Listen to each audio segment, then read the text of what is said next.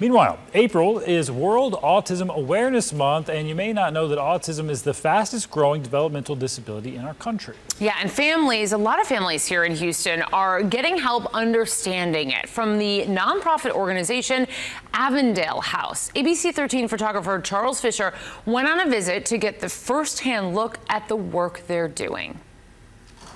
Our students across all ages, they want to participate, they want to be with others. They're very intuitive, but they don't necessarily know how to communicate. Sit, please. Many individuals, particularly young adults, face a lot of isolation because they aren't really developing friendships.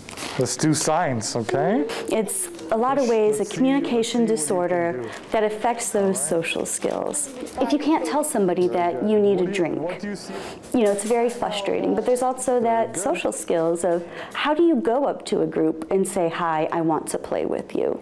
And so it's really working on communication. No, we're not here. The small victories. I don't just look at the big victories, not just behavior, but skills.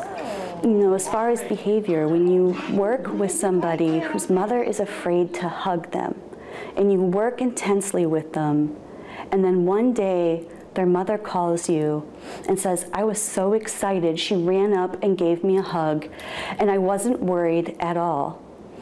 There's nothing like that. There is much more awareness of autism than there was 45 years ago when we started, but we really would like people to move from awareness of autism to acceptance of autism and really embracing what that means so that our individuals with autism, particularly severe autism, can be accepted in the community. There's no need to pity somebody with autism.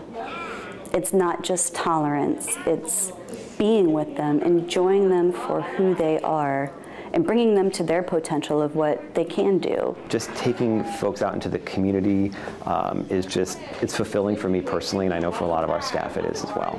Kids that when they were young wouldn't interact with other people, now using their communication at a graduation speech.